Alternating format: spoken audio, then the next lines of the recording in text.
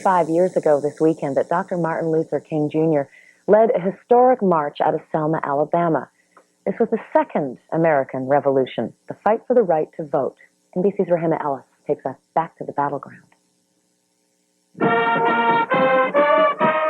Selma, Alabama today, proud, at peace, celebrating its place in our nation's history.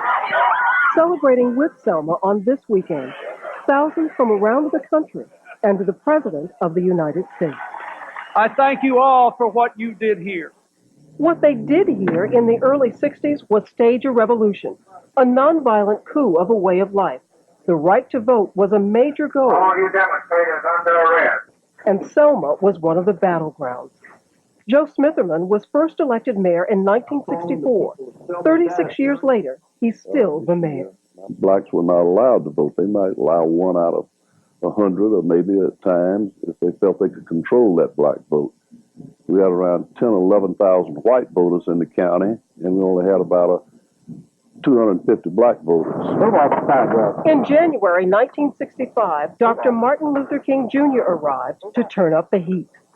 John Lewis was a young disciple of Dr. King. Selma was a sleepy little town that had a sheriff that wore a button on his left lapel that said never. Never to voter registration, never to integration. Very mean man by the name of Jim Clark. He wore a gun on one side, a nightstick on the other side, and he carried an electric calf rod in his hand. He didn't use it on cows. Demonstrations were greeted with mass arrests. Then that February, during one demonstration in nearby Marion, Alabama, police shot a young man named Jimmy Lee Jackson. He died 1 week later. And because of what happened to him, we made a decision that we will march from Selma to Montgomery to dramatize to the nation, to the world, and to the state of Alabama that people wanted to register to vote. In 1965, Brown's Chapel became the epicenter of the voting rights drive that turned its focus to Selma. On this Sunday morning, people gathered to remember another Sunday not so long ago when 600 people marched out of this church and into history. I thought we would be arrested. I really did. But when we got out there, I didn't see any paddy wagons, so I had the feeling that something was going to happen. You got really over the little crest of the bridge, and then what did you see? When we got over the bridge, we saw a sea of blue, Alabama State Troopers. Jose Williams said to me, he said, "John, can you swim? We saw all of this water down below in the Alabama River." I said, "No." And we continued to walk.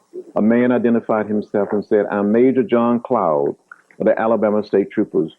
This is an unlawful march and it will not be allowed to continue. I give you 3 minutes to disperse and return to your church." March will not continue. And what did you do? We asked for a moment to kneel and pray. And before we can give word to the crowd behind, Major Cloud said, "Troopers, advance."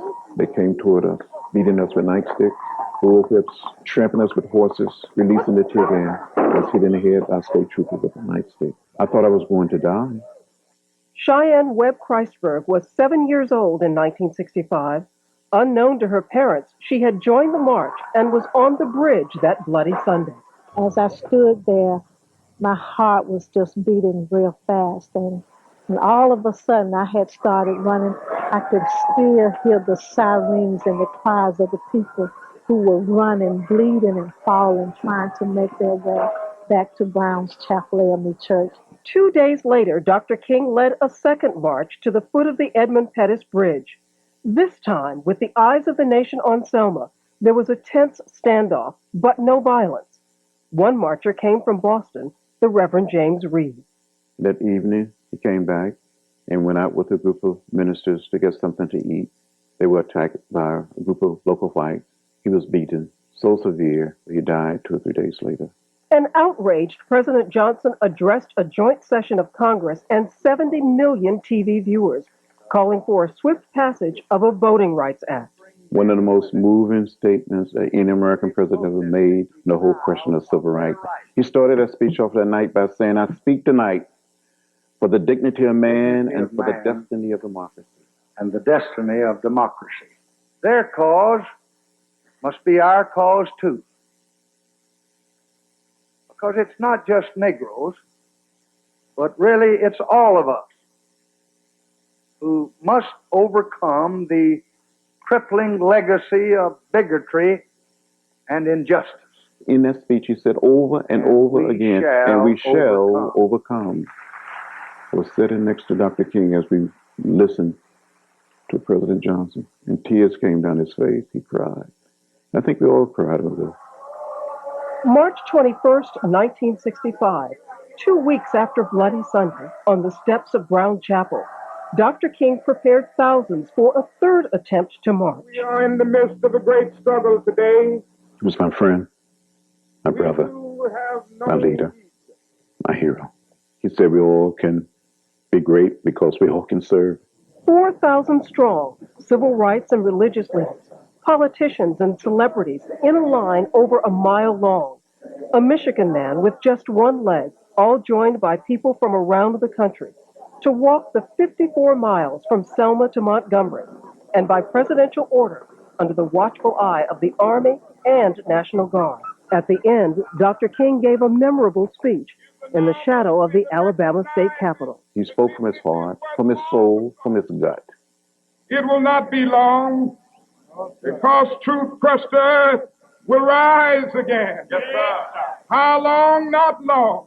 Yes, sir. Because no lie can live forever. Yes, sir. How long? Not long. long. How long? Not long. And it was not long. That same night, a young housewife from Detroit had volunteered to drive some of the marchers back home to Selma. Returning to Montgomery, she and a passenger were driving down this road, Highway 80, the route of the march. Then just 2 lanes lined with cotton fields. In the dark of night, at this point, about halfway back to Montgomery, the peace of the last 4 days was blown apart. A carload of Klansmen pulled alongside Viola Liuzzo's speeding car. She was shot and killed, the lone casualty of the march. Less than 4 months later, President Johnson signed the Voting Rights Act.